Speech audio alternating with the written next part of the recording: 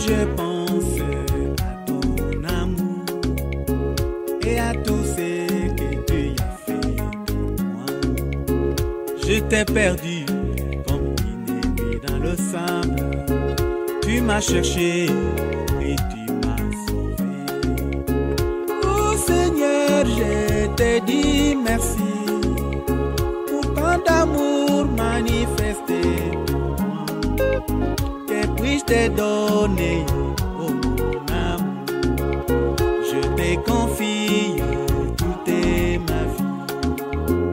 Oh Seigneur, ne m'abandonne pas. Salut, bien-aimés dans le Seigneur. Nous vous bénissons tous au nom du Seigneur Jésus-Christ. Nous allons commencer un nouveau thème. Où est-ce que tu passeras ton éternité après la mort? Où passeras-tu ton éternité? C'est ça le thème. Nous allons voir le premier sujet. La remise en question. Avant de lire les Écritures, nous allons d'abord prier. Mais avant toute chose, nous vous bénissons une fois de plus. Et nous vous rappelons, bien-aimés dans le Seigneur, de bien vouloir être attentif du début jusqu'à la fin de ce message. Et de bien vouloir le partager avec les autres. N'oubliez pas aussi de daigner vous abonner à notre chaîne. Ainsi donc, le thème que nous entamons aujourd'hui. Où est-ce que tu passeras ton éternité? Et le premier sujet de ce thème que nous allons écouter aujourd'hui, la remise en question. Nous allons prier. Père Céleste, nous nous recommandons entre tes mains. Toi qui es l'alpha et l'oméga, daigne commencer avec nous ce message et le terminer avec nous par le Saint-Esprit. Au nom de Jésus-Christ. Amen. Où est-ce que tu passeras ton éternité? C'est une question que le Seigneur nous pose aujourd'hui. Nous allons lire Jean chapitre 14. Versets 1 à 6. Nous lisons au nom du Seigneur Jésus.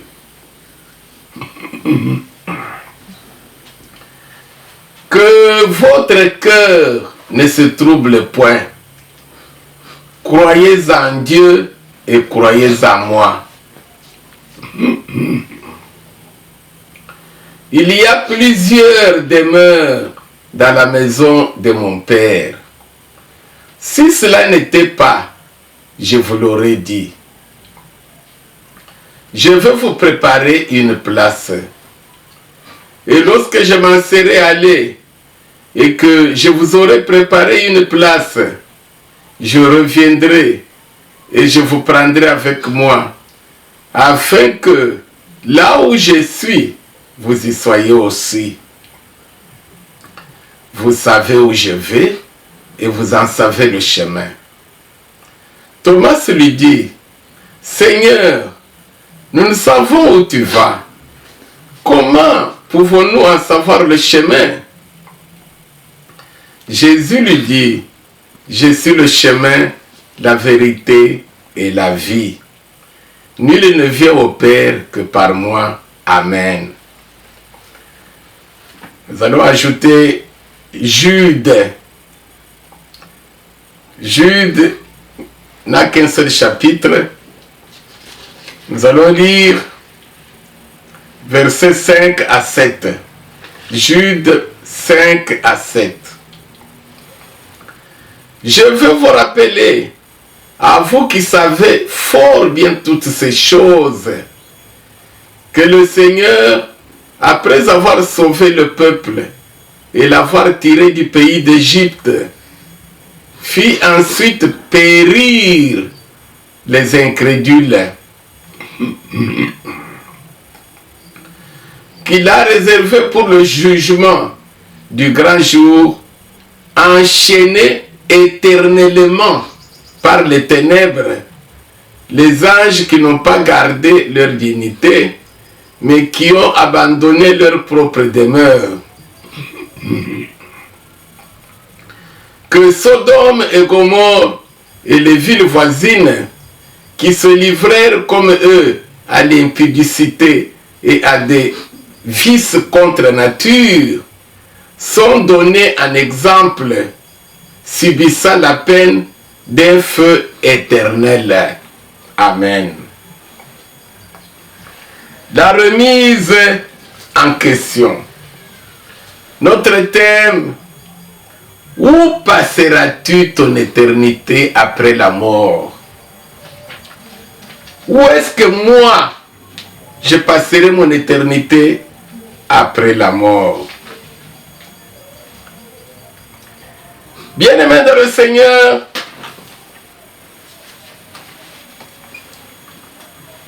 l'homme a été créé à l'image de Dieu. Dieu dit: faisons l'homme à notre image.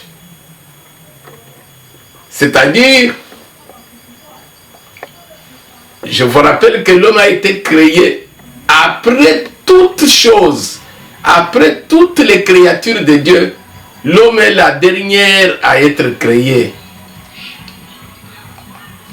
Même les insectes, les animaux, les arbres, les oiseaux, les anges, ce sont nos grands frères. L'homme a été créé à la fin de toutes choses. Pourquoi? Parce que Dieu aimant l'homme, il avait tout créé pour lui. Il fallait qu'il prépare le tout pour l'homme. Et quand il dit faisons l'homme à notre image, il y a les anges qui étaient là, comme des témoins. Les anges et Dieu lui-même, ce sont des êtres éternels. Éternels, c'est-à-dire qui ne peuvent plus mourir. L'homme aussi a été créé à l'image de Dieu. C'est-à-dire l'homme est créé pour vivre éternellement. Mais quand Dieu est arrivé sur la terre, il devait faire une enveloppe pour l'homme, pour que les animaux, les oiseaux, les arbres, tout ce qui était créé avec la terre, qui vivait sur la terre, puisse physiquement voir l'homme, et que l'homme puisse physiquement le voir, le commander. Voilà pourquoi Dieu a pris la terre, il a formé une enveloppe que nous appelons corps, et il a enveloppé l'homme. Donc, l'homme que tu es à l'intérieur d'une enveloppe appelée corps, chair. Mais l'esprit et l'âme, l'homme intérieur, c'est ça le vrai homme. La chair n'est que poussière. Voilà pourquoi il a dit à Adam: tu es poussière, tu retourneras poussière. Mais l'âme, l'esprit, l'homme intérieur, il est créé pour vivre éternellement. Pendant maintenant que nous sommes dans ce corps, le jour où ce corps de chair tombe, la terre retourne à la terre, la poussière revient poussière. Maintenant, il y a un robot, un feu rouge, il y a un croisement des chemins. C'est le départ. L'âme quitte le corps. Comme je voulais toujours rappeler, il est écrit dans Jacques chapitre 2, je crois verset 23, le corps sans âme est mort. C'est le départ maintenant de l'homme. Et il y a deux directions. Ces deux directions, la destination de toutes ces deux directions, c'est une vie éternelle. C'est l'éternité. C'est-à-dire qu'il n'y a pas de fait des siècles et des siècles. Que ce soit les anges, que ce soit Dieu lui-même, que ce soit l'homme. Après la sortie du corps physique, il y a l'éternité. L'éternité commence à partir de la mort physique. L'âme est destinée, l'homme donc, le vrai homme, à aller vivre éternellement. Maintenant, cette éternité, il y a deux directions. La direction de la vie éternelle et la direction de la mort éternelle. Où est-ce que moi je passerai mon éternité quand je veux quitter ce corps? Où est-ce que tu passeras ton éternité après la mort? Voilà pourquoi Jésus-Christ est venu sur la terre, il a suivi l'homme pour le sauver. Le sauver de quoi? De la mort éternelle. Parce que Dieu n'a pas appelé ce que nous appelons mort, non? Dieu a dit à Adam, tu es poussière, tu retourneras poussière. Tu es terre, tu retourneras. Là, c'est la terre qui rentre. Parce que le premier Adam, il a été créé à partir de cette terre. Mais le deuxième Adam, Jésus-Christ, en qui nous avons cru, il est venu du ciel. C'est ainsi que Joseph et Marie n'ont pas eu de relations sexuelles avant la conception de Jésus. Dieu lui avait formé un corps à partir du ciel. Un corps semblable au corps que nous portons. Semblable. Son sang n'était pas notre sang. Alléluia. C'était Dieu. Et on a formé une enveloppe spéciale. Mais nos enveloppes à nous viennent d'Adam et Ève, de la terre. Voilà pourquoi la Bible dit que tout homme, il est réservé à tout homme de mourir. Ce n'est pas la vraie mort. La vraie mort, c'est ce que la Bible appelle la seconde mort.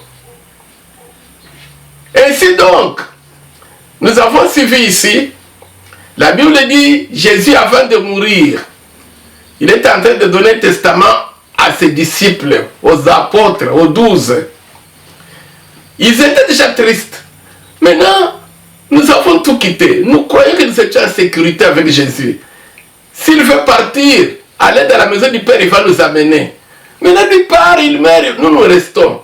C'est-à-dire nous serons à l'extérieur, dans les ténèbres. Après notre mort physique, Pierre, Jean, Matthieu, nous tous, nous serons à l'extérieur avec le monde. Jésus leur a dit non, que votre cœur ne se trouble point. Croyez en Dieu, croyez en moi. Je vais vous préparer une place. Il fallait qu'il meure, qu'il prépare une place. Alléluia. Parce que le chemin du ciel était fermé. Rappelez-vous, quand Adam et Ève avaient péché. Ainsi donc, il fallait qu'il détruise le péché par sa mort. Qu'il verse son sang pour nous délivrer de la mort éternelle. Il leur a dit que votre cœur ne se trouble point. Croyez en Dieu, croyez en moi. Je vais vous préparer une place. Et quand je vous aurai préparé une place, je reviendrai, je vous prendrai. Afin que là où je suis, vous y soyez aussi. Quel est le premier sujet bien-aimé que nous voyons aujourd'hui? Donc, parce qu'il y a l'éternité qui nous attend quand nous allons quitter ce corps. Qui va entrer dans la vie éternelle? La vie éternelle ne se trouvera que dans la maison du Père. Il leur dit, il y a plusieurs demeures dans la maison de mon Père. Je reviendrai vous prendre afin que là où je suis, vous y soyez aussi dans la maison de mon Père. C'est-à-dire, ceux qui seront dans la maison du Père seront dans la vie éternelle, dans la sécurité. Ceux qui ne seront pas dans la maison du Père seront en dehors. En dehors, c'est dans les ténèbres éternelles. Maintenant, où est-ce que toi tu passeras ton éternité? Parce que la vie ne se termine pas quand on meurt physiquement. Ce n'est même pas la mort, c'est un départ. Où est-ce que toi et moi nous passerons notre éternité? Si nous avons crié à Jésus, c'est pour passer notre éternité dans la maison du Père. Et la première condition que nous voyons pour passer notre éternité dans la maison du Père, c'est la remise en question. Qu'est-ce que la remise en question? Les 12, ils étaient tristes. Et le Seigneur les a rassurés que eux, ils passeront leur éternité dans la maison du Père quand ils auront quitté ce corps. Et tous sont déjà morts physiquement. Et ils sont dans la maison du Père. Maintenant, la première chose que nous voyons aujourd'hui, c'est-à-dire les 10 apôtres, les 12, ils avaient pris à cœur leur avenir. Ils se sont posé la question, que deviendrons-nous parce que Jésus nous quitte? Et le Seigneur était content. Il a vu que réellement ses disciples voulaient partir avec eux, voulaient sauver leur vie. La remise en question, c'est quoi? C'est ce que nous voyons aujourd'hui. Alléluia. La séparation avec Jésus, ça leur a donné la tristesse. Ils étaient tristes. Voilà pourquoi Dieu dit, il leur a dit que votre cœur ne se trouble point. Croyez en Dieu, croyez en moi. Ils étaient troublés par la séparation avec Jésus. Leur cœur battait, leur cœur a battu. Parce qu'ils avaient l'assurance quand ils étaient ensemble. Maintenant, ils partent, ils les laissent. Jésus dit non, non, la foi. Que votre cœur ne se trouble point. Mais croyez en Dieu, croyez en moi. Nous aussi, nous sommes sauvés par la foi. La remise en question, le chrétien qui va entrer dans la maison du Père, qui va passer son éternité dans la maison du Père, c'est celui-là dont le cœur bat quand il se sépare d'avec Jésus en péchant involontairement sur la terre. Parce que nous avons cru en Jésus-Christ, en menant une vie de sanctification, nous avons l'assurance que lorsque nous quitterons ce corps, nous entrerons. Est-ce que toi et moi, nous nous posons cette question chaque jour? Est-ce que nous prenons notre avenir à cœur? Est-ce que tu te poses la question chaque jour? Si Dieu m'appelle, où est-ce que je passerai mon éternité?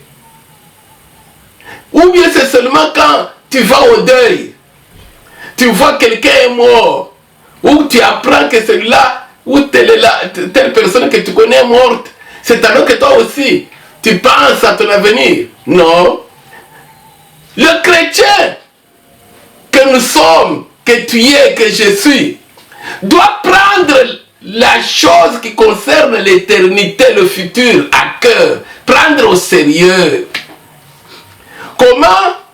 Le cœur doit battre chaque fois que tu te trouves dans une situation de séparation avec Dieu, c'est-à-dire une situation de transgression involontaire. S'il t'arrive de pécher involontairement, ton cœur doit battre. Hey, pourquoi je viens de faire sortir de mauvaises paroles de ma bouche? Si Dieu m'appelle maintenant, où est-ce que j'irai passer mon éternité? Je peux passer 50 ans, 60 ans, 100 ans sur cette terre si Dieu me les donne. Bientôt nous sommes à la fin de l'année. Le chrétien qui veut passer son éternité dans la maison du Père, son inquiétude, ce n'est pas d'entrer dans 2025.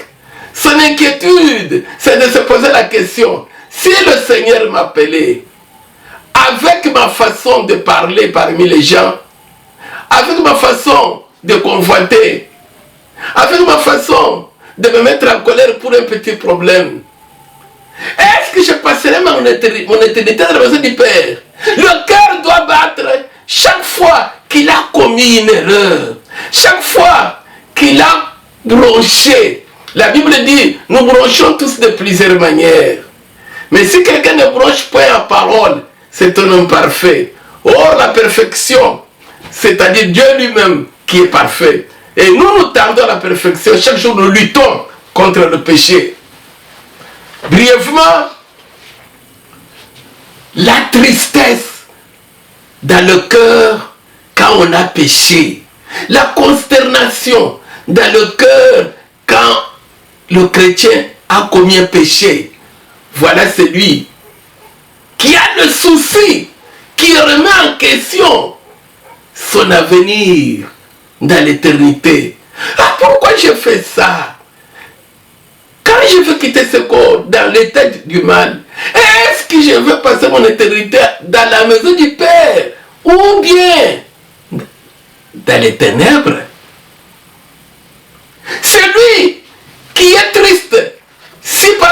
il a passé une journée sans prier, sans louer Dieu. Celui qui est triste, si par exemple ce jour là-bas, il avait parlé mal contre son prochain, la tristesse est dans son cœur, le regret du péché. Voilà un chrétien qui a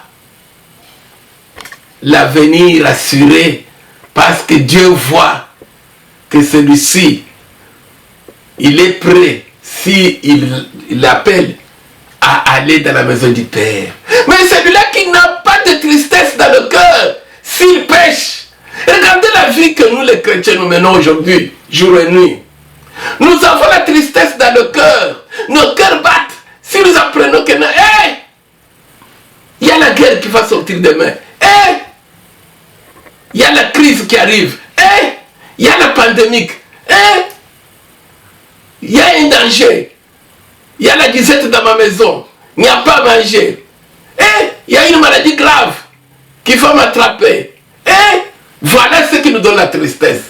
Mais quand nous commettons un péché, quand nous nous séparons de Dieu par notre mauvaise façon de nous comporter, est-ce que nos cœurs battent? Ainsi donc, celui qui remet en question son avenir, je dis que j'ai cru en Jésus, j'aurai la vie éternelle. Mais ma façon de me comporter, moi, un serviteur de Dieu, je continue encore à m'enorgueillir, à mépriser les autres.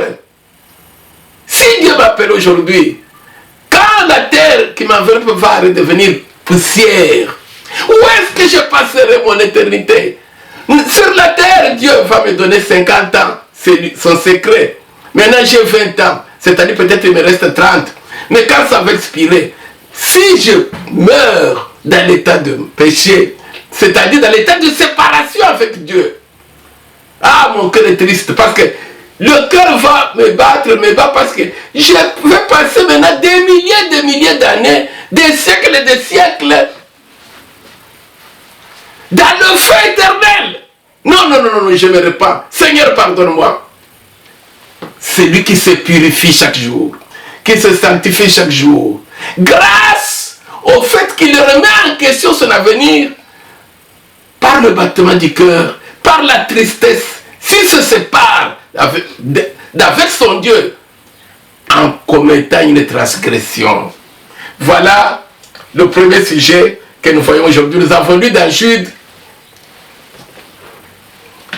Mais avant de lire dans Jude, nous avons déjà lu. Avant de parler, je vais vous donner ce premier sujet. Pour que vous compreniez bien, nous allons lire ça dans Ecclésiaste. Remettre en question votre avenir. Chaque matin, vous vous examinez. Vous trouvez que non?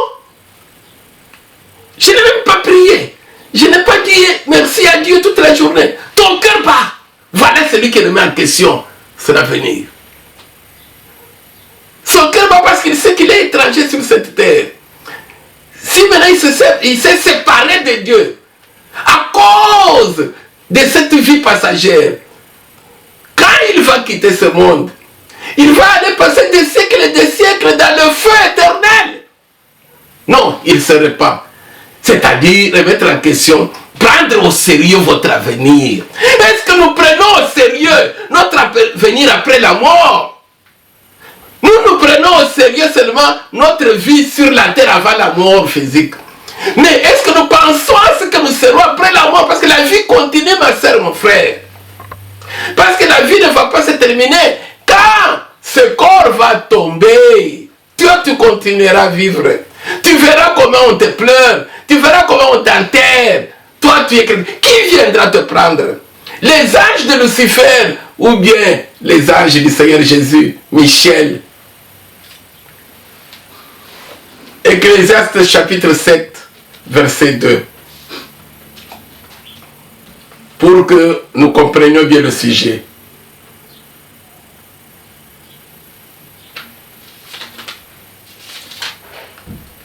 Ecclésiaste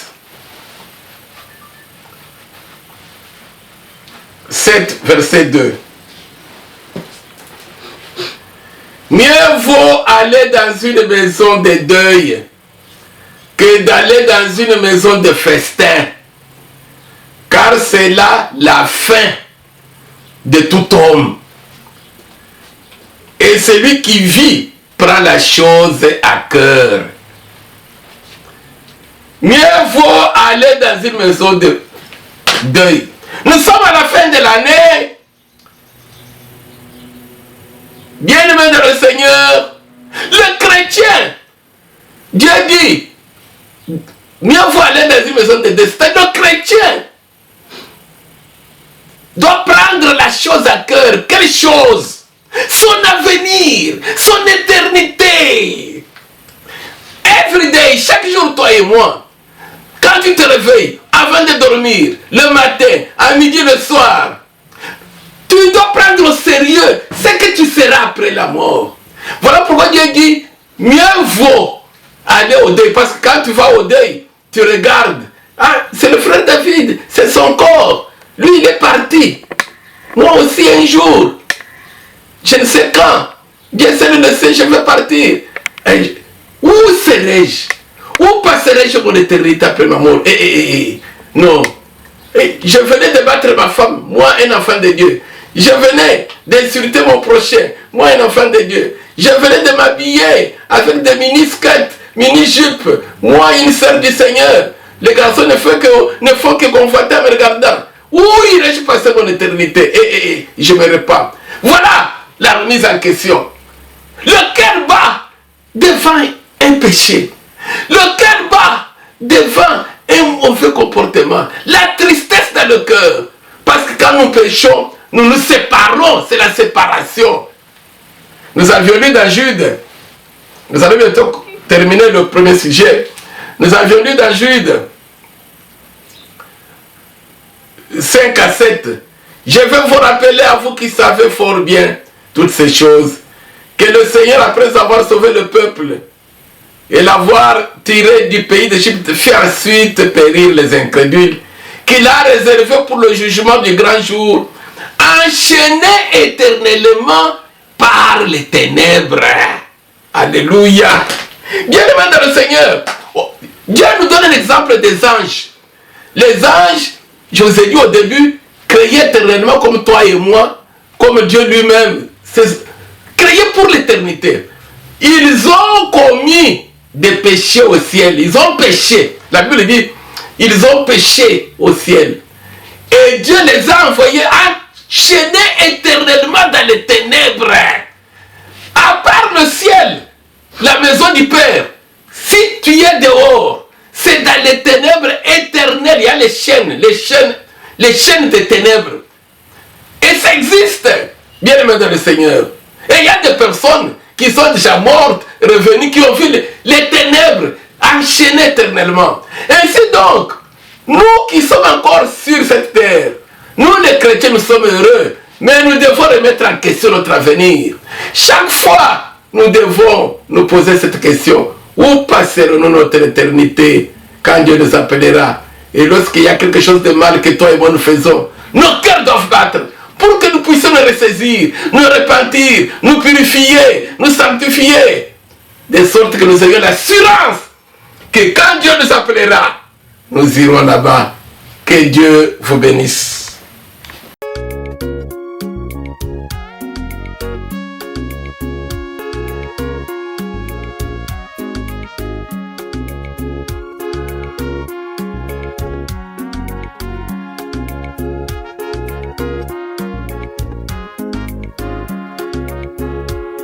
Je pense à ton amour et à tout ce que tu as fait pour moi. Je t'ai perdu comme une épée dans le sable. Tu m'as cherché et tu m'as sauvé. Oh Seigneur, je te dis merci pour tant d'amour manifesté. Que puis-je te donner?